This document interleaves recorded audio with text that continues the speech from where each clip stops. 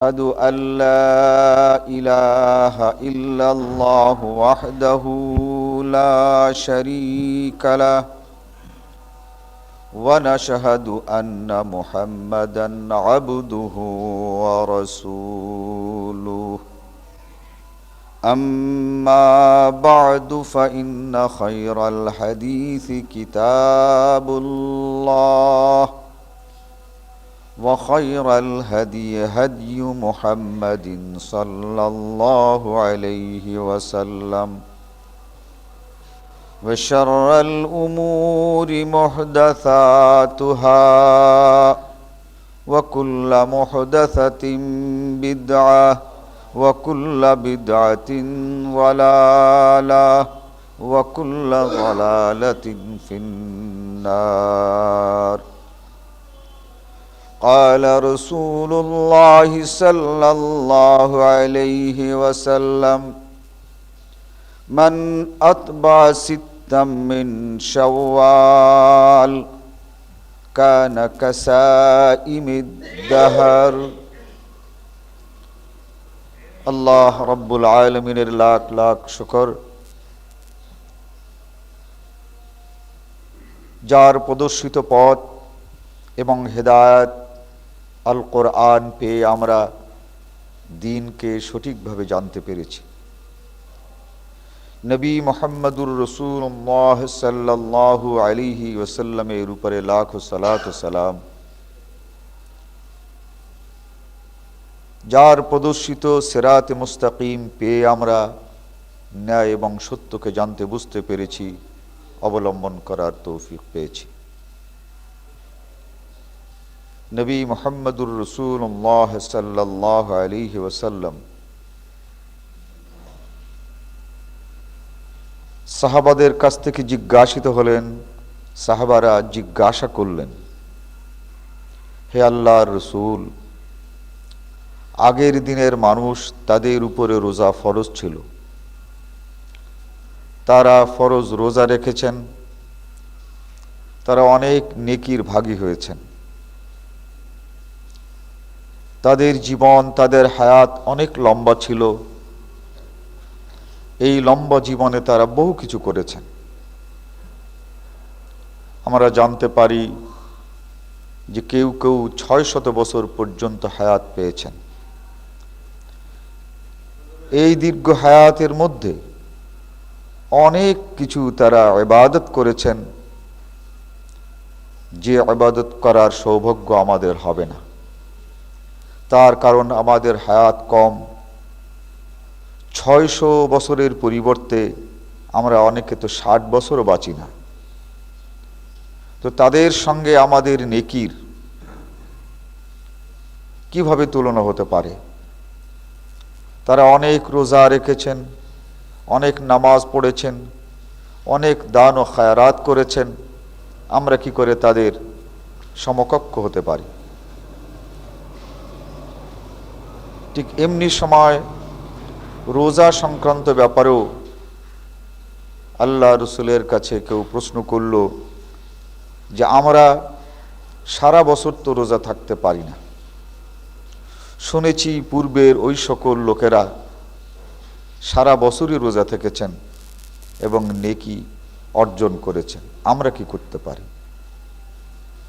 নবী মুহাম্মদুর রাসূলুল্লাহ সাল্লাল্লাহু আলাইহি ওয়াসাল্লাম ইরশাদ করলেন, মান আতবা সিত্তাম মিন শাওয়াল, যে ব্যক্তি রমজানের রোজা শেষ হওয়ার পরে, এই ঈদের পরে ৬টি রোজা রাখতে পেরেছে। আতবা সিত্তাম মিন শাওয়াল, শাওয়ালের ৬টি রোজা পরপর রেখেছে। কানা কাসাইমিদ দাহর, ওই ব্যক্তির এই রোজা পুরো ১ বছর রোজা থাকার যত নেকি, যত সওয়াব সে এই ৬টি রোজা আর রমজানের ওই 30 আর পরবর্তী এই 6টি রোজা যদি কেউ রাখে তাহলে তাকে পুরো বছর রোজা থাকার সওয়াব দান করা হবে। অতএব আমরা শাওয়াল মাসের যে কোনো সময় এই 6টি রোজা যদি রাখি তাহলে পুরো বছর রমজানের মতো রোজা থাকার সওয়াব পাব। এই রোজা পরপর থাকতে হবে না ভেঙে ভেঙে থাকা যাবে? পরপর থাকা, এটাই হচ্ছে হাদিসের নির্দেশ বা ভাষা। কিন্তু মুহাদ্দিসিন কেরাম কেউ কেউ বলছেন যদি কারো কোনো অসুবিধা থাকে ভেঙে ভেঙেও রাখতে পারে। কিন্তু হাদিসের পরিভাষা হচ্ছে মান আতবা সিত্তাম মিন শাওয়াল, পর পর যে শাওয়ালের 6টি রোজা রেখেছে।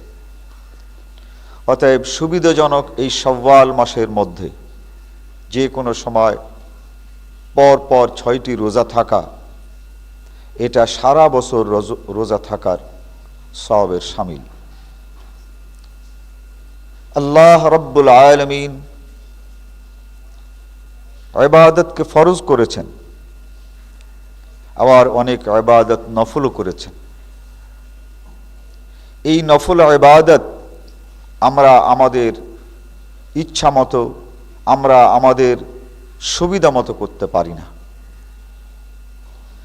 রাসূল সাল্লাল্লাহু আলাইহি ওয়াসাল্লাম ফরজ ইবাদত আদায় করার পর তিনি নফল ইবাদতগুলো করেছেন। এই নফল ইবাদত যেখানে যতটুকু করেছেন ততটাই আমরা করতে পারি, এর চেয়েতে বেশি আমরা করতে পারি না।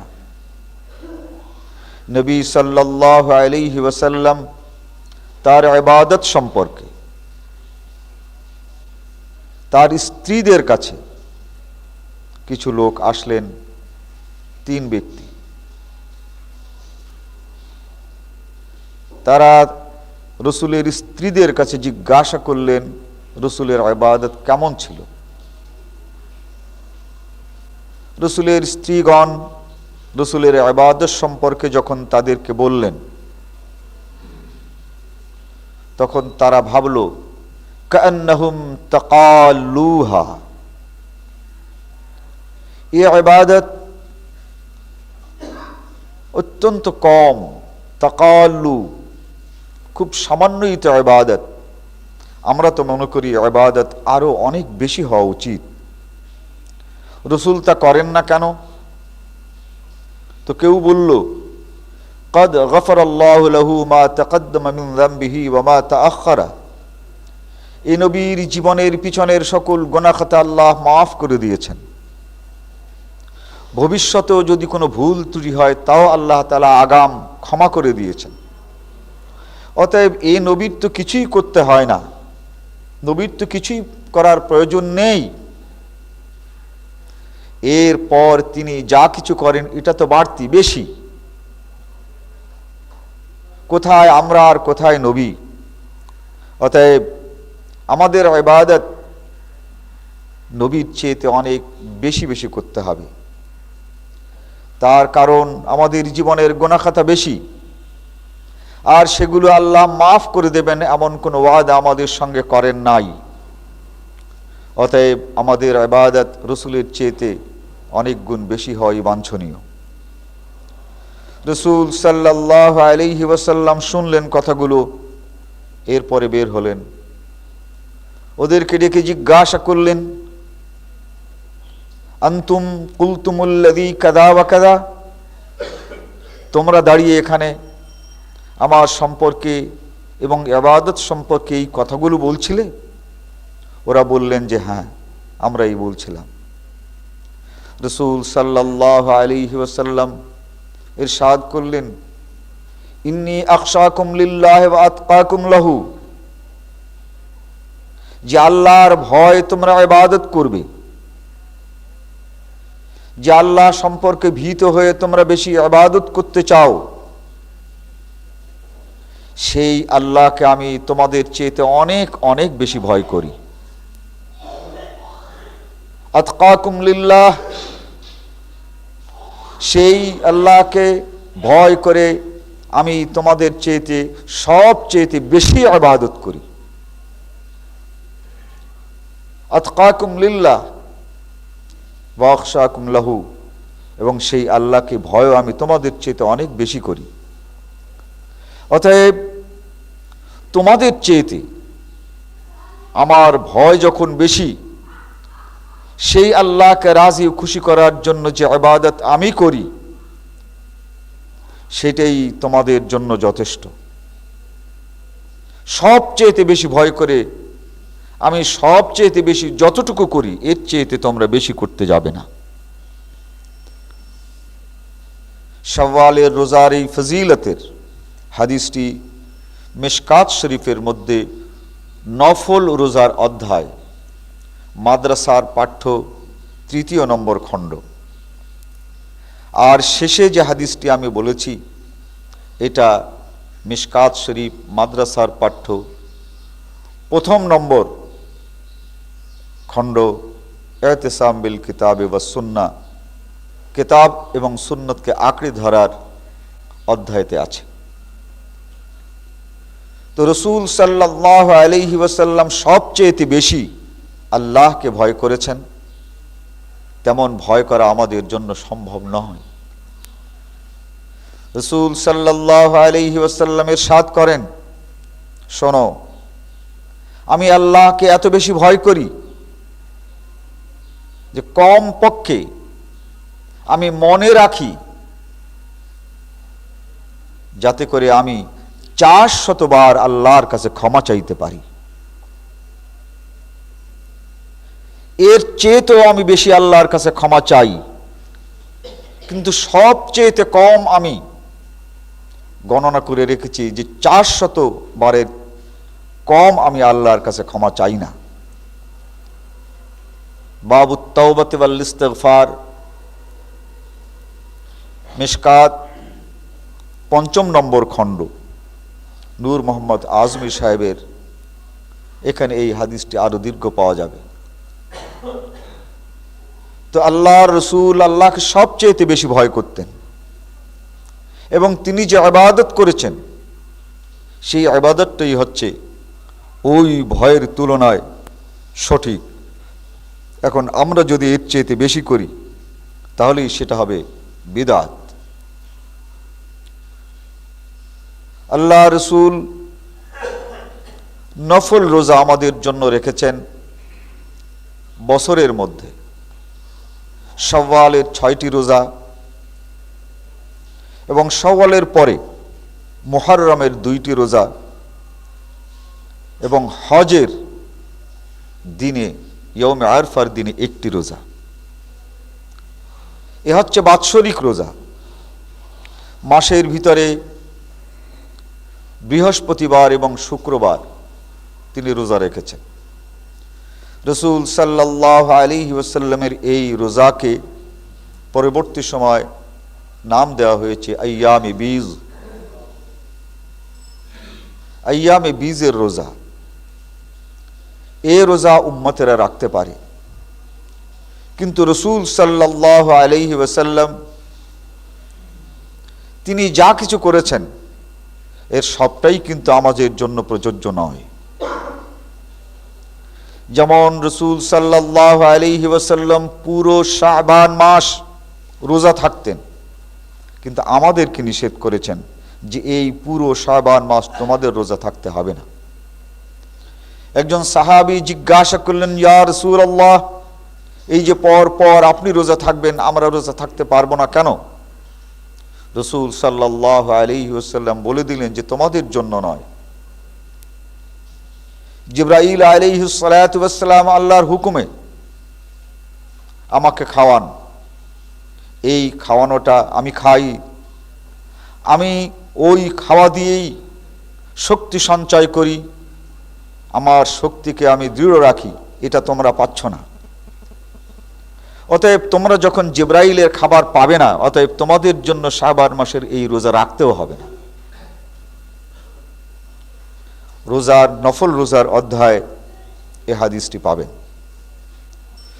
রাসূল সাল্লাল্লাহু আলাইহি ওয়াসাল্লাম তিনি নফল হিসাবে অর্থাৎ ফরজের চেয়েতে বাড়তি যা করেছেন তার চেয়েতে আমাদের বাড়াতে হবে না।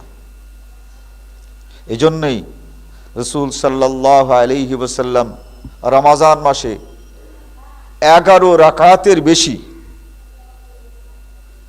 বেতের সহ তারাবি পড়েন নাই, তাই আমরা 11 রাকাতের চেয়ে বেশি পড়ি না।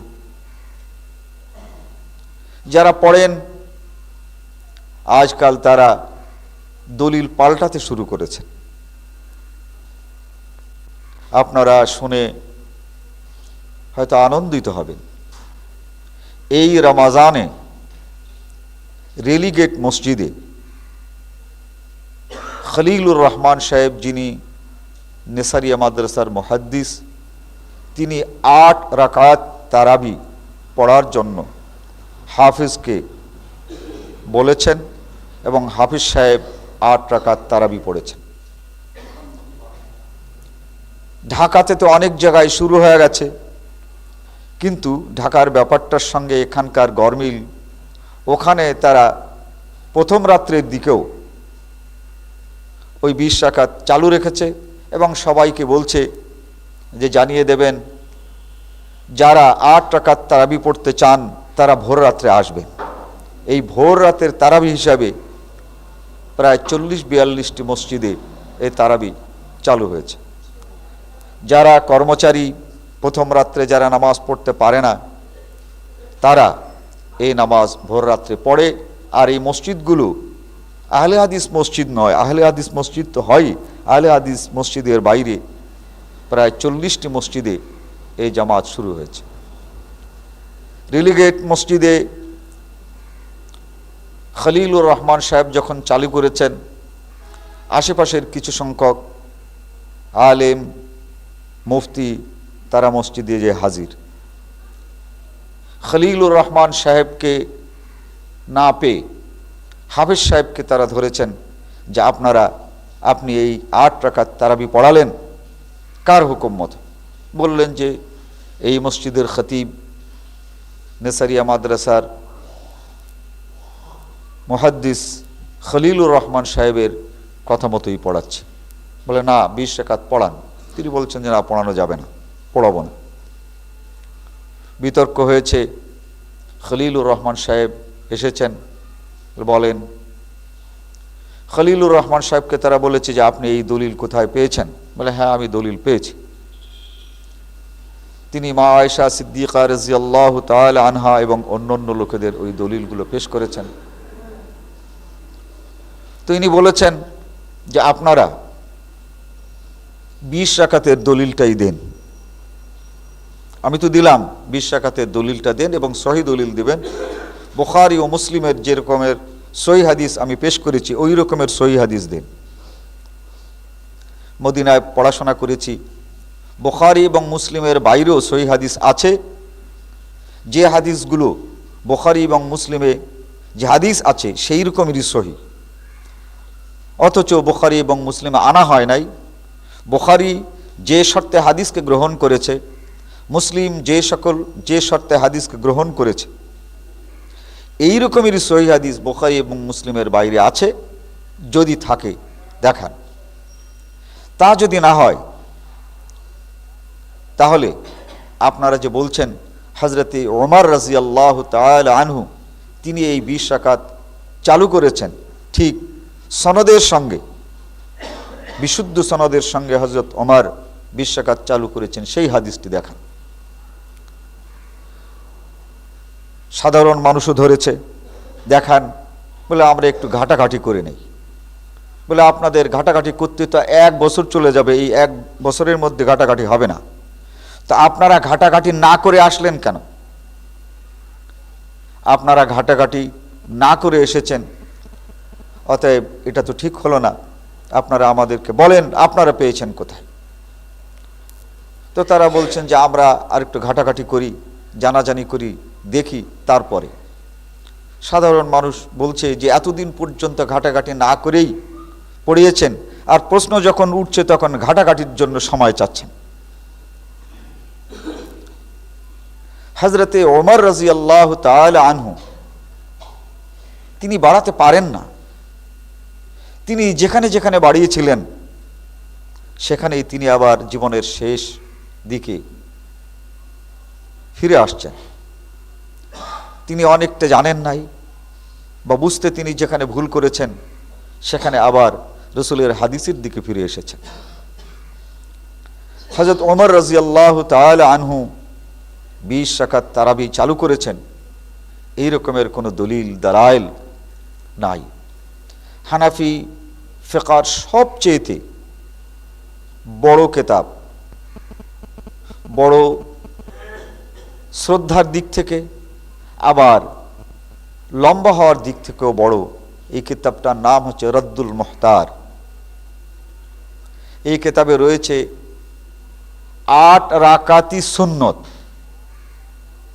সুন্নত রসুলের সুন্নত মুক্তাজাত দলিল বলছে যত দলিল তারাবি সম্পর্কে আছে সব দলিলগুলো একত্রিত করলে রসুলের সুন্নত 8 রাকাতই হয়, কিন্তু আর বাকি 12 রাকাত এটা হচ্ছে নফল, কেউ যদি পড়তে পারে।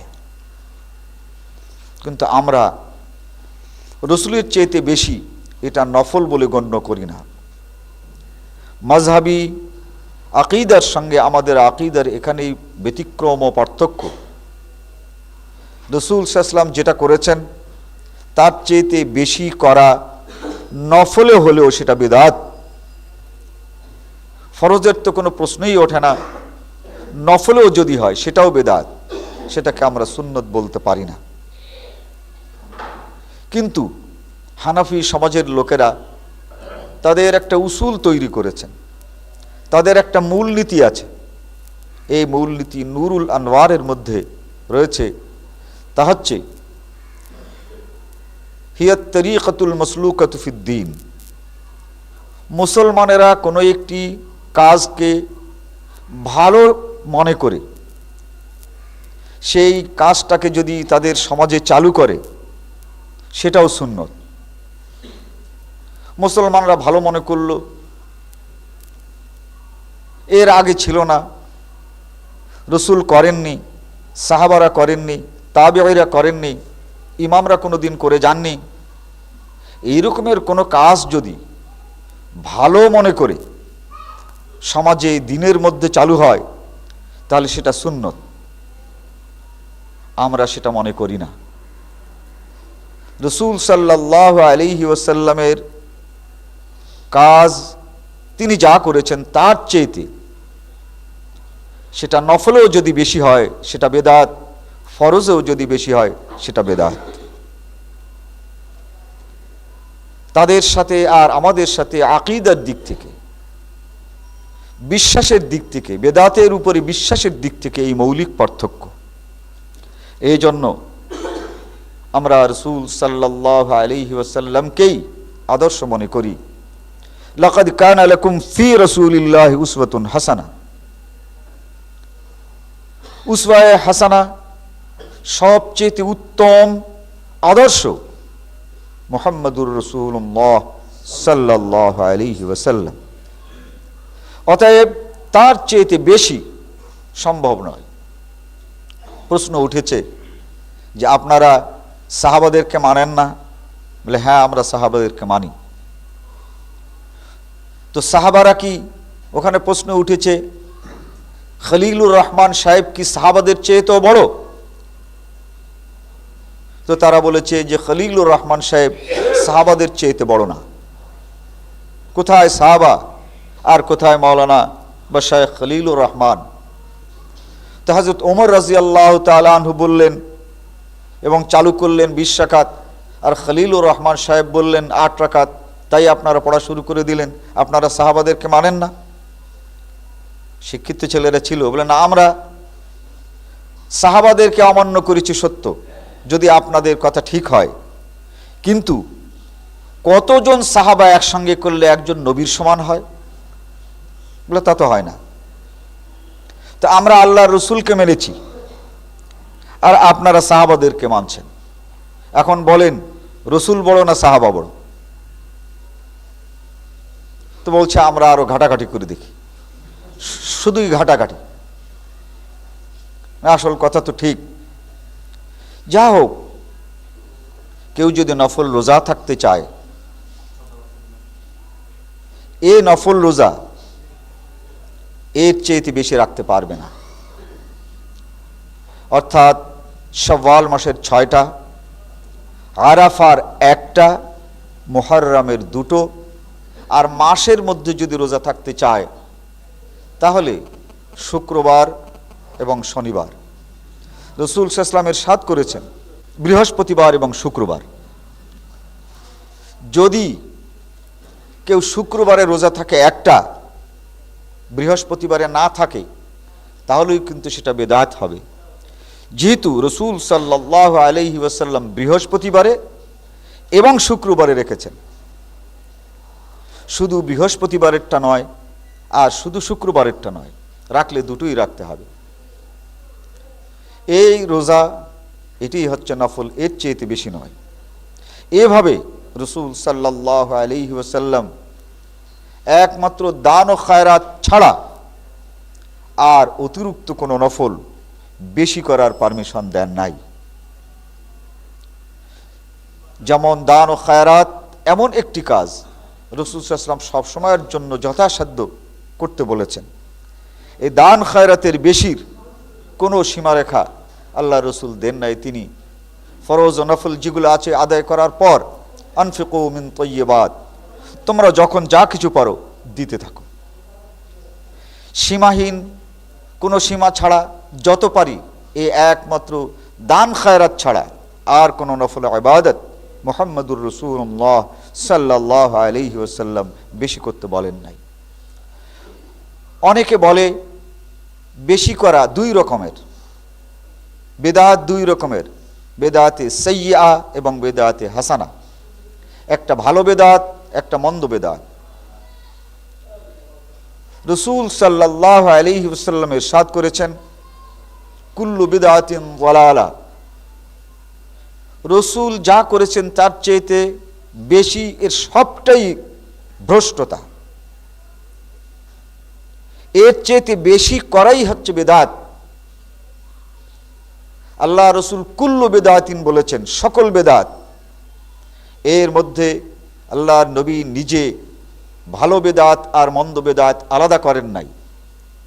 অতএব বেদাতকে 2 ভাগে বিভক্ত করে একটাকে ভালো বেদাত বলা, একটাকে মন্দ বেদাত বলা, এটাও বেদাত।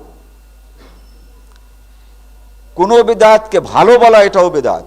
তার কারণ সকল বেদাতই জালালা, কুল্লু বেদাতিন জালালা ওয়া কুল্লু জালালাতিন সাবিলুহা ইলান নার।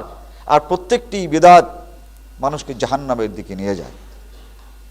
এই যে আমরা দেখলাম আল্লাহ রাসূল ইরশাদ করলেন ইজা আকবালা আল-লাইলু হাহুনা ওয়া আদবারা আশ-শামসু হাহুনা, ইজা আকবালা আল-লাইলু হাহুনা। যখন আমরা দেখলাম যে রাত্র এসে গেছে, সূর্য ডুবে গেছে, ফাফতিরিস সাইম, রোজাদার তখন ইফতার করে এবং রোজাদার তখনই ইফতার করবে।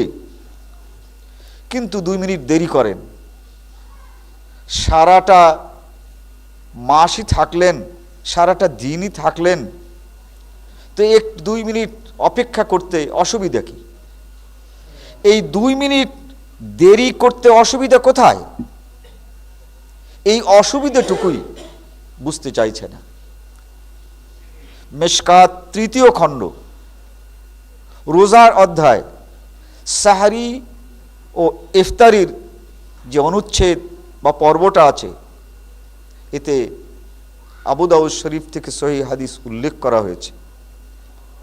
মিশকাত মাদ্রাসার 3য় খণ্ড। রাসূল সাল্লাল্লাহু আলাইহি ওয়াসাল্লাম বলেন ইন্নাল ইয়াহুদা ওয়ান নাসারা ইউআখারুন, ইহুদি আর নাসারারাও রোজা থাকে, তারা এই রোজা ইফতার করে দেরি করে। আর তোমরাও যদি দেরি করে ইফতার করো তাহলে রোজা হলো মুসলমানের আর ইফতার হলো ইহুদি আর নাসারাদের। ইন্নাল ইয়াহুদা ওয়ান নাসারা ইউআখারুন, ইহুদি আর নাসারারা দেরি করে ইফতার করে। এই দেরি কিসের দেরি? আম্বিয়ায়ে কেরাম তারা যখন ইফতার করতে বলেছেন তার চেয়েতে দেরি। কুতিবা আলাইকুমুস সিয়াম কামা কুতিবা আলাল্লাযীনা মিন ক্বাবলিকুম লাআল্লাকুম তাত্তাকুন। রোজা শুধু এই উম্মতে মুহাম্মাদীর জন্যই নয়, এর আগেও কিন্তু রোজা ফরজ ছিল। রোজা যখন ছিল ইফতার ছিল। আম্বিয়ায়ে কেরাম এই রোজা যখন ইফতার করতে বলেছেন, তার চেয়ে দেরি করার নামই হচ্ছে দেরি করা। ইন্নাল ইয়াহুদা ওয়ান নাসারা ইউআখারুন, ইহুদি এবং নাসারারা দেরি করে, কিন্তু মুসলমানেরা দেরি করতে পারে না। আর এই দেরি করাটাই হচ্ছে তাকওয়া আর পরহেজগারি। বলছে এই দেরিটাই হচ্ছে তাকওয়া আর পরহেজগারি। এক, তাকওয়া এবং পরহেজগারি কোথায় কোথায় ঢুকেছে। এক ব্যক্তি একদিন আমার কাছে এলেন, তার লুঙ্গি নিসফ সাক, দেখবেন অনেকের আছে লুঙ্গিটা পরে এই টাকনা আর হাঁটুর মাঝামাঝি লুঙ্গি পরে। তো আমি জিজ্ঞাসা করলাম এই যে আপনি এইভাবে লুঙ্গি পরলেন, এটা পেলেন কোথায়? বলে এটা সুন্নত। বলে লুঙ্গি পরা ওইখানে সুন্নত কোথায় পেয়েছেন? তো যে ঠিক আছে, আমার তো দলিল জানা নাই, আমি আমার হুজুরকে আপনার সঙ্গে দেখা করাবো। উনি এর মাঝে জোহরের নামাজের পরে আসলেন, এসে বললেন যে কি বলেছেন? বলে আমি জানতে চেয়েছি যে নিসফ সাক অর্থাৎ হাঁটু আর টাকনার মাঝখানে লুঙ্গি পরা, এইটা ইনি বলেছেন সুন্নত, আপনি নাকি এর ওস্তাদ, তা আমাকে একটু খুঁজে বের করে দেন যে এটা কোথায় আছে। বলে এটা তাকওয়ার লেবাস, ওয়া লিবাসুত তাকওয়া যালিকা খায়র, এটা হচ্ছে তাকওয়ার পোশাক। আল্লাহ তাআলা বলেন নাই? বলে আল্লাহ বলেছেন তো তাকওয়ার পোশাক, কিন্তু এই লুঙ্গিটা নিসফ সাক পড়তে হবে, এটা আছে কোথায়? তো তিনি আমাকে বললেন যে কিতাব দেন, আমার ওখানে কিতাব আছে। বলে কি কিতাব আপনি চান? বলে মুসলিম শরীফ। বলে আলহামদুলিল্লাহ আছে, বের করেন। তখন পড়ছে কানা ইজারু রাসূলিল্লাহ সাল্লাল্লাহু আলাইহি ওয়াসাল্লাম নিসফ সাকাইহি। মুসলিমের এখানে তরজমা হয় নাই। আল্লাহ রসুল বলেছেন তোমাদের ইজার, তো ইজার মানে কি? আসেন লগাত দেখি। বলে না, আমরা ইজার মানে এই লুঙ্গিকেই মনে করি।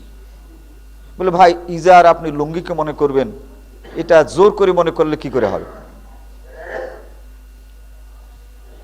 ইজার তো আপনার লুঙ্গি শুধু নয়। এরপরে বললাম এটা দিয়েই কি আপনি সন্তুষ্ট? আসেন আপনাকে কিতাবুল লিবাসের মধ্যে সব জায়গা দেখাই। কানা কামিসু রাসূলিল্লাহ সাল্লাল্লাহু আলাইহি ওয়াসাল্লাম নিসফ সাকাইহি, রাসূল সাল্লাল্লাহু আলাইহি ওয়াসাল্লামের কামিজ, যে কাপড়টা কাঁধের সাথে ঝুলাতে হয়, সেইটা নিসফ সাক। যদি কোনো মানুষের এই জামা লম্বা করতে হয় তাহলে নিসফ সাক পর্যন্ত করতে হবে। লুঙ্গি এই নিসফ সাক করা এটা সুন্নত নয়। আপনি লম্বা একটি জামা পরবেন, এরপরে আবার লুঙ্গিটা এই মাঝামাঝি পরবেন, এই রকমের রাসূল সাল্লাল্লাহু আলাইহি ওয়াসাল্লাম কখনো করেন নাই। এটা তাকওয়ার লেবাস। আমি বের করতে বললাম, অনেক ঘাটাঘাটি তিনি করলেন। বলে এত কিতাব তো আমার কাছে নাই। বলে অল্প কিতাবই এত বড় বড় ফতোয়া দিয়ে ফেললেন? বলে এত কিতাব নাই, এত। আমি তাকে বললাম পৃথিবীর বুকে সবচেয়ে বেশি লেবাস সম্পর্কে জাদুল মাআদে আলোচনা করা আছে। এত হাদিস লেবাস সম্পর্কে, এত হাদিস জাদুল মাআদ ছাড়া আর কোনো কিতাবে নাই। দেখেন, সমন্বয় সাধন করতে পারছে না, অথচ ফতোয়া দিয়ে বসছে। গত ঈদে অর্থাৎ গতকালকে আমার অনেক বন্ধুরা সত্যি একটি লোকের সঙ্গে দীর্ঘক্ষণ আলাপ করাতে অস্বস্তি বোধ করেছেন। আমি কথা বলে গেছি, কিন্তু পরে আমি টের পেয়েছি এত কথা বলা আমার ঠিক হয় নাই, বেশ অসুস্থতা অনুভব করেছি। তিনি হাদিস পেয়েছেন, জিবরাইল আলাইহিস সালাতু ওয়াস সালাম নামাজ শিক্ষা দিয়েছেন এবং সময় শিক্ষা দিয়েছেন। তাতে দেখা গেছে যে সূর্য ঢলার পরপরই জোহরের নামাজ পড়েছেন এবং এক লাঠি পর্যন্ত ছায়া পৌঁছালে তিনি আসরের নামাজ পড়েছেন। এখন উনি এক লাঠি সমান নামাজ পড়েন। তা আমি তাকে বললাম যে এক লাঠি সমান যে আপনি নামাজ পড়েন, জুন জুলাইতে কি করেছেন? তখন ওই এক লাঠি তো হয় না, তখন যে সময়টা, বলে হ্যাঁ আমি ওই এক মাস, আমি তো করতে পারি নাই, কারো কাছে শুনেছি, এক মাস আমি দেখেছি। কি দেখেছেন? না তখন তো ওই এক লাঠি 12টার আগে, সূর্য ঢলার আগেই শুরু হয়।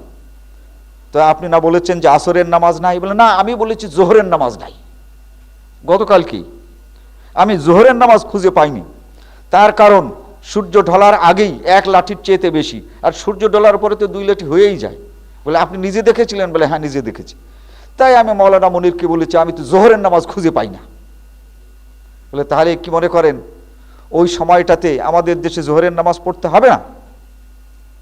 তিনি বলেন যে দেশে 6 মাস দিন আর 6 মাস রাত, সেখানে তো নামাজ নাই। বলে আপনাকে বলে দিল কে? কেয়াস করা শেষ। বলে না এইরকমের তো হবে না। বলে আপনি যে মুসলিম শরীফ দলিল দিচ্ছেন, সেই মুসলিম শরীফে আপনি পাবেন কদ্দিরু লাহু কদরা। এই সমস্যায় সাহাবারাও পড়েছেন, দক্ষিণ দিকে গিয়েছেন, উত্তর দিকে গিয়েছেন, সেখানে যেয়ে দেখেন এইভাবে ওই যা লম্বা আর ছোট হয় তাতে নামাজ এক তালাশ করে পাওয়া যায় না, হয় জোহর পাওয়া যায় না, নয়তো আসর পাওয়া যায় না। তখন আল্লাহ রসুল বলেছেন যে দূরত্বে আমি নামাজ পড়ি এই মদিনায়, মাগরিবের নামাজের পরে কত সময় পরে এশা পড়ি, ফজর পড়ার পর কত সময় পরে আমি জোহর পড়ি, এই সময়টা তোমাদের অনুমান করে বেছে নিতে হবে, ওইটা অনুমান করে তোমরা পড়বে। সাহাবায়ে কেরাম সকলেই সমান জ্ঞানের ছিলেন না। তারা বলছেন ইয়া রাসূলুল্লাহ আমরা এই অনুমান করতে ভুল করি। তখন আবার আমাদের মধ্যে গন্ডগোল বাঁধে, অনুমান ছাড়াই একটা বিষয় আমাদেরকে বুঝিয়ে দেন। রাসূল সাল্লাল্লাহু আলাইহি ওয়াসাল্লামের স্ত্রীদের ঘর ছিল মদিনা মুনাওয়ারার এই মসজিদের। মদিনা মুনাওয়ারা থেকে কিবলা কিন্তু দক্ষিণ দিকে। রাসূল সাল্লাল্লাহু আলাইহি ওয়াসাল্লামের স্ত্রীদের ঘরটা ছিল এই মসজিদের পশ্চিম পাশে। পশ্চিম দিকের যে দেয়াল ছিল, এই দেয়ালের পাশেই আজওয়াজ মুতাহহারাতদের ঘর ছিল। অতএব যদি পশ্চিম দিকে কারো ঘর হয়, আর পশ্চিম দিকে আবার তাদের বের হওয়ার দরজা ছিল, মসজিদের দিকে যেমন বের হওয়ার দরজা ছিল, আবার পশ্চিম দিকেও মহিলাদের বের হওয়ার দরজা ছিল। রাসূল সাল্লাল্লাহু আলাইহি ওয়াসাল্লাম বললেন যে দেখো এই আয়েশার ঘরে সূর্য সেটা দক্ষিণ দিকেই হেলে যাক, সূর্য উত্তর দিকেই হেলে যাক, পশ্চিম দিকে যদি কোনো ঘর হয় আর তার দুয়ার যদি খোলা থাকে, তাহলে পশ্চিম দিকে এই সূর্যের রশ্মি যেতে যেতে ঘরের মধ্যে যাবেই, ঘরের দরজা খোলা থাকলে। তো রাসূল সাল্লাল্লাহু আলাইহি ওয়াসাল্লাম হাত দিয়ে দেখিয়ে বললেন শীতের দিনে এই আয়েশার ঘরের এই দরজার চৌকাঠ পর্যন্ত যখন তোমাদের সূর্য আসবে, এই রৌদ্র ঘরের মধ্যে প্রবেশ করবে না, তখন তোমরা আসরের নামাজ পড়বে। গরমের দিনে তিনি দেখিয়ে বললেন যে দেখো এই আয়েশার ঘরের মধ্যে রোদ প্রবেশ করেছে, তাতেই কিন্তু আসরের নামাজ হবে না। বলে হুজুর কি? বলে এইটা রুমের ভিতরে 8 হাত থেকে 9 হাত চওড়া। তিনি দেখিয়ে দিয়ে বললেন এই যে আলোটা, রৌদ্রটা ওই দেয়াল পর্যন্ত গড়ালে তখনই তোমরা গরমের দিন আসরের নামাজ পড়বে। আমি ভাইকে বললাম মুসলিম শরীফে কেবলমাত্র আসরের নামাজ সম্পর্কে হাদিস কটা আছে? বলে আমি 4টা 5টা পড়েছি। বলে না, গোটা মুসলিম শরীফে প্রথম খণ্ড থেকে শেষ পর্যন্ত 18টি হাদিস আছে কেবলমাত্র আসরের নামাজ সম্পর্কে। আপনি এই হাদিসটা পড়েছিলেন? বলে হ্যাঁ পড়েছি। আপনি আহলে হাদিস, আপনি জানেন এই সকল হাদিসের মধ্যে আহলে হাদিসরা কোন হাদিসকে দলিল হিসেবে গণ্য করে, তার কোনটা রাসূল সাল্লাল্লাহু আলাইহি ওয়াসাল্লামের শেষ সেই হিসাবে গণ্য করে আপনার জানা আছে? বলে জানা নাই। আমার কাছে আসেন, ফথল বারিতে স্পষ্ট করে বলা আছে জোহরের নামাজের দলিল হিসাবে, আসরের নামাজের দলিল হিসাবে আহলে হাদিসরা দুটো হাদিসকে দলিল হিসাবে গণ্য করে। আর অন্যান্য হাদিসকে যেগুলো সহিহ, মরফু, মুত্তাসিল, তবুও সেটাকে গণ্য করে না। কেন? তার ভিতরে অস্পষ্টতা আছে। আল্লাহ রসুল অস্পষ্ট কিছু রেখে যাননি, কিন্তু এই দুটো হাদিস দিয়ে স্পষ্ট করেছেন। একটা হচ্ছে মা আয়েশা সিদ্দিকা রাদিয়াল্লাহু তাআলা আনহার এই দুটো হাদিস সাহাবায়ে কেরামদেরকে অনেককে দাঁড় করিয়ে তারপরে দেখিয়েছেন এইভাবে। আর দ্বিতীয় হচ্ছে, অনেকে বলছি ইয়া রাসূলুল্লাহ, আপনি যখন মা আয়েশার ঘরে ওইখানে জোহর দেখিয়েছেন তখন অনেকে আমরা ছিলাম না, এখন উম্মুল মুমিনিনদেরকে ঘর থেকে সরে যাওয়া আবার সেইটা দেখা, এটা একটু কেমন বেয়াদবি হবে, আমাদের জন্য এর চেয়ে একটু সহজ কিছু বলে দেন। রাসূল সাল্লাল্লাহু আলাইহি ওয়াসাল্লাম আসরের নামাজ পড়ালেন। নামাজ পড়িয়ে বললেন, তোমরা পায়ে হেঁটে মসজিদে কোবা পর্যন্ত যাও। এই মসজিদে কোবা পর্যন্ত গেলে যে সময়টা, এই সময়টা হচ্ছে আসরের প্রথম সময়। বলে তারপর এ তো প্রথম পেলাম, যদি আমরা একটু দেরি করে পড়তে চাই? তো বললেন ওইখান থেকে তোমরা আওয়ালির মাসটা পর্যন্ত যাও। এই মাস পর্যন্ত গেলে আরো যে সময়টুকু লাগবে, এই সময়টুকুর পরে কিন্তু আর আসরের নামাজ পড়বে না। আরজুল কোরআন, আরজুল হাদিস, আজও মদিনাবাসীরা সেই কোবাকে যেমন কোবা রেখেছে, এবং আওয়ালির মাঝখানে এখনো একটা খাম্বা আছে, সেই খাম্বাটা সাদা এবং রেখেছে, এবং ওইখানে লেখা আছে যে সাহাবায়ে কেরাম এই পর্যন্ত আসছিলেন এবং আসার পর রসুলকে খবর দিলে ওই জায়গাটাকে আজও চিহ্নিত করে রাখা হয়েছে, যাতে করে আসরের শেষ ওয়াক্তটা, সুন্নত ওয়াক্তের শেষ ওয়াক্তটা চিহ্নিত হয়। এই আওয়ালিটা মসজিদে কোবা থেকে আরো দক্ষিণ দিকে এখনো যেখানে ঘর বাড়িগুলো বড় বড় বিল্ডিং হয়েছে, এর মাঝখানে ওই সেই আওয়ালি, আজও আওয়ালি নাম আছে এবং সেখানে সেই খাম্বাটা আছে। বিষয়টা এখানেই যে মোতালা করার পর সমস্ত হাদিসগুলোকে যদি একসঙ্গে সামনে আনা হয় একদম পরিষ্কার হয়ে যাবে। ইবনে মাজায় মুহাম্মদুর রাসূলুল্লাহ সাল্লাল্লাহু আলাইহি ওয়াসাল্লামের হাদিস আনা হয়েছে, বলা হয়েছে ফাতাউ মাস্তাতাতুম, আমি তোমাদেরকে যে নির্দেশ দিয়েছি, যে হুকুম করেছি, আমার যে সুন্নাত, ফাতাউ মাস্তাতাতুম, শক্তি সামর্থ্য অনুযায়ী সেই সকল সুন্নতগুলোকে তোমরা মেনে চলবে। তারপরে তিনি বলেছেন আমি তোমাদের কাছে দুটো আলো রেখে যাচ্ছি, একটি হচ্ছে আল্লাহর কোরআন আর একটি হচ্ছে নবী মুহাম্মদুর রাসূলুল্লাহ সাল্লাল্লাহু আলাইহি ওয়াসাল্লামের হাদিস, আমার সুন্নাহ। লাইলুহা কানাহারিহা, ভয়ঙ্কর অন্ধকারের মধ্যে কোনো আলো আসলে যেমন পথ দেখতে কারো অসুবিধা হয় না, আলো যখন আসে তখন এই রাত্র কেটে যায়, রাত্রের মধ্যে আলো আসলে পরে সবকিছু যেমন দেখা যায়।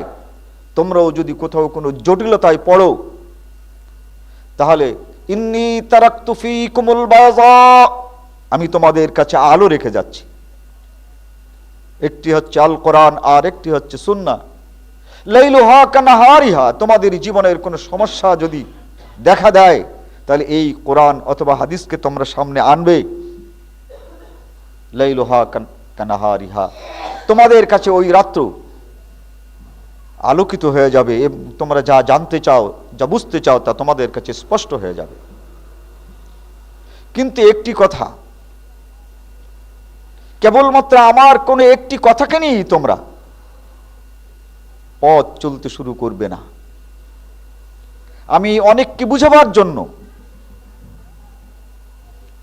তার জ্ঞান অনুযায়ী কথা বলেছি। আল্লাহ রাসূল ইরশাদ করলেন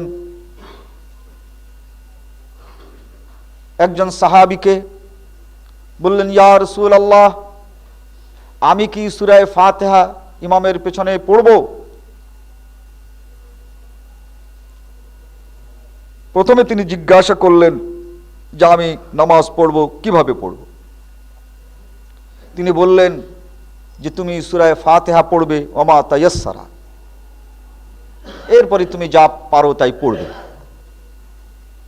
এই হাদিসটি মিশকাত শরীফের মধ্যে আজানের অধ্যায় প্রসঙ্গত আনা হয়েছে। এই হাদিসের রাবি ফাতেমা বিনতে কায়েস, তিনি বলছেন লোকটা চলে গেল, বুঝে গেল। কিন্তু আরেকটি লোক পাশে ছিলেন, তিনি বললেন, ইয়া রাসূলুল্লাহ, আমরা তো নামাজ যখন পড়ি ইমামের পেছনেও পড়ি, একাকীও পড়ি। ও লোকটাকে বললেন সূরা ফাতিহা পড়বে আর কোরআন শরীফ থেকে যেখানে তোমার মুখস্থ আছে পড়বে। তো ওকে তো বললেন না, আমি তো বুঝতে পারলাম না আমি ইমাম আর মুক্তাদি, কখনো নামাজও পড়াই কখনো মুক্তাদি হই, এটা মুক্তাদির নামাজ না ইমামের নামাজে, আমি তো কিছু বুঝতে পারলাম না। তখন আল্লাহর রাসূল আবার ওই একই হাদিসের শেষ বলেন, লা সালাতা লিমান লাম ইয়াকরা বিফাতিহাতিল কিতাব, মান সাল্লা খালফা ইমামিন ফালইয়াকরা বিফাতিহাতিল কিতাব ফি নফসি। যে ব্যক্তি ইমামের পেছনে নামাজ পড়বে সে চুপে চুপে সূরা ফাতিহা পড়ে দিবে। বলে আচ্ছা, তা তো বুঝলাম, ইয়া রাসূলুল্লাহ, আগেটা কিন্তু বুঝি নাই। ওই সাহাবীকে ফাতিমা বিনতে কায়েস আবার মদিনায় পেয়ে জিজ্ঞাসা করলেন যে ভাই, অমুক দিন যে আল্লাহর রাসূল বলেছিলেন সূরা ফাতিহা পড়তে হবে আর তার সঙ্গে একটি সূরা পড়তে হবে, আপনি কি বুঝলেন? বলে হ্যাঁ, আমি বুঝলাম, ইমাম যদি হই সূরা ফাতিহা পড়তে হবে, ইমাম যদি হই আর একটা কিরাত আমাকে পড়তে হবে, মুক্তাদি যদি হই তাহলে আমাকে সূরা ফাতিহা পড়তে হবে। বলে তাই নাকি? বলে হ্যাঁ। বুঝলেন কেমন করে? বলে আল্লাহ রাসূল বললেন তাই বুঝলাম। বলে দেখেন, আপনার পাশে আরেকজন ছিলেন, তিনি মুক্তাদি হলে সূরা ফাতিহা পড়তে হবে এই কথাটা কিন্তু আল্লাহ রাসূলের এই কথাই বোঝেন নাই, উনি মনে করেন শুধু ইমামকেই সূরা ফাতিহা পড়তে হবে। আর একজন রাসূল সাল্লাল্লাহু আলাইহি ওয়াসাল্লামকে কয়েকদিন পরে এসে জিজ্ঞাসা করলেন, ইয়া রাসূলুল্লাহ, ফাতেমার কাছে, ফাতেমা বিনতে কায়েসের কাছে এই হাদিস আমি শুনেছি, ইমাম আর মুক্তাদি, ইমামকেও সূরা ফাতিহা পড়তে হবে, মুক্তাদিকেও সূরা ফাতিহা পড়তে হবে, তবে ইমামকে কেবলমাত্র একটি কিরাত পড়তে হবে। হে আল্লাহর নবী, আমি কিন্তু একটি কথা বুঝেছি, সেটা আপনার কাছে শুনতে এসেছি। কি সেটা? বলে মুক্তাদি হলেও ইমাম সাহেবের কিরাত যদি আমার কানে না যায় তাহলে কিন্তু আমি কোরআন শরীফ অন্য জায়গার থেকে পড়ি। বলে কখন কখন? ওই আসরে, জোহরে, এখানে তো শুনি না, তো এখানে কিন্তু সূরা ফাতিহা পড়ার পরও আমি 2-4 আয়াত পড়ি। বলে তুমি বুঝলে কি করে? বলে ওই যে আপনি বলেছেন। বলে আমার এই বলাটা তুমি শুনে বুঝে গেছো? বলে হ্যাঁ। আল্লাহর রাসূল তখন বললেন, মান ক্বারা বিফাতিহাতিল কিতাবে ফাকাদ আজজাআত, যে ব্যক্তি মুক্তাদি হয়ে সূরা ফাতিহা পড়েছে এই পড়াটা তার ফরজ আদায় হয়ে গেছে।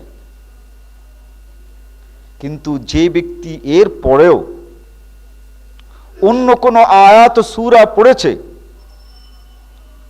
সেই ব্যক্তি অনেক অনেক নেকি পাবে, ওই কোরআন পড়ার সকল সব সে মুক্তাদি হিসাবে পাবে। এবার আল্লাহর রাসূল নিজে মুক্তাদি হিসাবে যদি ইমামের কিরাত শোনা না যায় তাহলে পেছনে কিরাত পড়ার কথা নিজেই বললেন। রাসূলের ওই কথার মধ্যে কিন্তু ছিল, কিন্তু একজনে বুঝেছে আর একজনে বোঝে নাই। সাহাবায়ে কেরাম সবাই কিন্তু পাশাপাশি ছিলেন। এই জন্য রাসূল সাল্লাল্লাহু আলাইহি ওয়াসাল্লাম ইরশাদ করেছেন যে আমার যে ইরশাদগুলো, আমার যে বক্তব্যগুলো সব একত্রিত করে তারপরে তোমরা সিদ্ধান্ত গ্রহণ করবে। কোনো এককভাবে তোমরা সিদ্ধান্ত গ্রহণ করলে হয়তো তোমাদের ভুল হয়ে যেতে পারে। নবী মুহাম্মদুর রাসূলুল্লাহ সাল্লাল্লাহু আলাইহি ওয়াসাল্লামের এই আদর্শ যদি আমরা মেনে চলি, তার নির্দেশটা যদি এভাবে আমরা মেনে চলি, আমাদের কোথাও আটকাবার কথা নয়। তারা বলেন কোরআন তার মধ্যে অনেক সমস্যার সমাধান নাই, হাদিস তার মধ্যে অনেক সমস্যার সমাধান নাই। যে সকল সমস্যার কথা কোরআন এবং হাদিস আলোচনা করে নাই, সেগুলো দিনের কোনো ব্যাপার নয়। মাইক্রোফোন মসজিদে ব্যবহার করা যাবে কিনা, এটা কোরআনেও নাই, হাদিসেও নাই। কোনো এক জায়গাতে মুবাহাসায় যাওয়া হলো, তিনি আমাদেরকে ঠকাবার জন্য, আহলে হাদিসদেরকে ঠকাবার জন্য আগেই একটা প্রশ্ন রেডি করে রেখেছেন। আমরা স্টেজে পৌঁছাবার পর তিনি বললেন, সভাপতির অনুমতি নিয়ে আমি একটা প্রশ্ন করতে চাই। তো সভাপতি বললেন, এখানে তো নিয়মতান্ত্রিকভাবে প্রশ্ন হবে, আপনি কীভাবে প্রশ্ন করবেন? যা হোক, মুরব্বী মানুষ, তো প্রশ্নটা কাদের কাছে? বলছে প্রশ্নটা আহলে হাদিসদের কাছে। বল তাহলে তো হবে না, আপনি আহলে হাদিসদের কাছেও একটা প্রশ্ন করবেন, আর হানাফিদের কাছেও একটা প্রশ্ন করবেন। প্রশ্ন যদি আপনার দুটো হয় তাহলে আমি মেনে নিতে রাজি আছি। এখন বলে, এই তো একটা প্যাচের কথা হলো। বলে প্যাচের কথা কেমন করে? এখানে তো বাহাস। হানাফিদের কাছে একটা প্রশ্ন করেন, হানাফিদের কাছে সব কিছুই আপনার কাছে ঠিকঠাক মনে হচ্ছে, আর আহলে হাদিসদের কাছে সব প্রশ্ন বাদ দিয়ে একটাই আপনার প্রশ্ন। বলে না, আমার একটাই প্রশ্ন। এই প্রশ্নের উত্তর যদি আমরা কোরআন হাদিস থেকে দিতে পারি, তাহলে আপনার ভিতরে আমি কি পরিবর্তন আশা করতে পারি? তো উনি আগের থেকে বোধহয় খুব ফুলে ফেলে আসছেন, তো বলছেন তাহলে আমি আহলে হাদিস হয়ে যাব। বলে না, আহলে হাদিস এটা ইমানের ব্যাপার, উত্তর দেখি আমরা দিতে পারি কিনা। বলছেন এই মাইক্রোফোনে যে আজান দেওয়া হয়, এটা কোরআন শরীফে কোথায় আছে? আমি বললাম আলহামদুলিল্লাহ, আপনি কোরআন শরীফ বোঝেন তো? বলে হ্যাঁ, বুঝালে বুঝি। আমি বললাম বের করেন সূরা মুজাম্মিল, ওয়া রাব্বাকা ফাকাব্বির। আল্লাহ বলছেন তোমার প্রভু আল্লাহ, তার নাম জোরে জোরে বলো, জোরে, যত জোরে পারো তত জোরে বলো। ওয়া রাব্বাকা ফাকাব্বির, কাব্বারা ইউকাব্বিরু, তার মানে হচ্ছে তাকবীর, জোরে আল্লাহু আকবার বলা। তো মাইক্রোফোনে বললে কি আওয়াজ আসতে হয় না জোরে হয়? বলে জোরেই হয়। বলে তাহলে তো কোরআনে আছে জোরে বলো, তো মুখে যত জোরে দেওয়া যায় তার চেয়ে মাইক্রোফোনে আরো জোরে হয়। ওয়া রাব্বাকা ফাকাব্বির। সভাপতি সাহেব বলেন, আপনি এখানে বসেন, আপনার সঙ্গে পরে কথা আছে। বলে কি? বলে আপনার তো হয় নাই, আপনাকে তো আহলে হাদিস হতে হবে। বলে না, উনি যখন বলছিলেন আমি তো বলি নাই যে আহলে হাদিস হব। উনি বলেছিলেন, আমি তো বলি নাই আহলে হাদিস হব। তাহলে সে ঠিক আছে, যাই। কিন্তু আমাদের এই প্রথম প্রশ্নে গোটা মুবাহাসার ভিতরে কিন্তু একটা প্রভাব পড়ল। যা হোক, কথাটা হচ্ছে এই, যে বিষয়টি কোরআন এবং হাদিসে থাকবে না সেটা কোনো দিনের ব্যাপার নয়। এই বিষয়টি যদি আমরা মনে করি, ভাবি, এক হচ্ছে আল্লাহর রসুল যা করে যান নাই নফল হিসাবেও, সেটা বেদাত, আর বেদাতের কোনো হাসানা আর সাইয়্যা নাই। আর কোরআন এবং হাদিসের মধ্যে যা নেই এটা দিনের কোনো ব্যাপার না। আমাকে প্রশ্ন করেছে দর্পণে যে কোকো কোলা খাওয়া, এটা কোরআন হাদিসে কোথাও নাই, এটা যাবে কি যাবে না?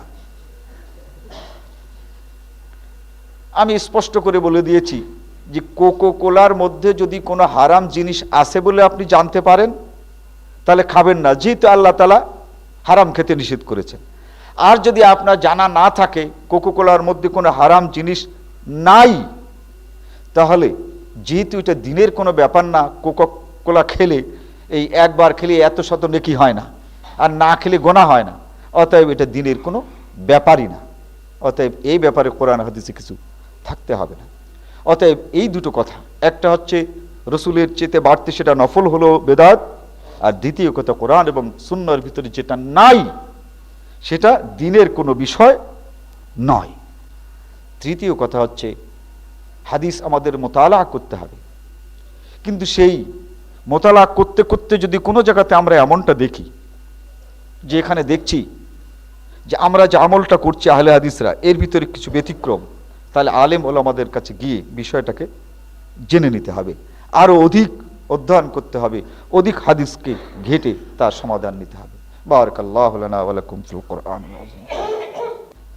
আপনাদের কাছে বিশেষ এরপরে প্রশ্ন করা হয়েছে শাওয়াল মাসের 6 রোজা সম্পর্কে দলিল সহকারে এর মর্তবা জানতে চাই। আপনি বোধহয় দেরি করে আসছেন, এই জন্য আপনি জানতে পারেন নাই। ক্যাসেট নেবেন, জানতে পারবেন। এটাই আমি পয়লাই শুরু করেছি। হজরত মুসা আলাইহিস সালাতু ওয়াস সালামের মৃত্যুর কত বছর পর আবু হানিফার হজরত মুসা হজরত মুহাম্মদ সাল্লাল্লাহু আলাইহি ওয়াসাল্লামের কত বছর পর আবু হানিফার জন্ম হয়? 70 বছর পর। রাসূল সাল্লাল্লাহু আলাইহি ওয়াসাল্লাম ইন্তেকাল করেন 10ম হিজরিতে, আর আবু হানিফা রহমাতুল্লাহ আলাইহি জন্মগ্রহণ করেন 80 হিজরিতে। তো 80 হিজরিত থেকে 10 বাদ দিলে 70 হয়, 70 বছর পর। এরপরে আরেকটি কথা হচ্ছে, আমাদের ইমাম সাহেব তিনি ওনাকে ইচ্ছা করেই আজকে ওনার তো এর পরপরই বাড়িতে চলে যান,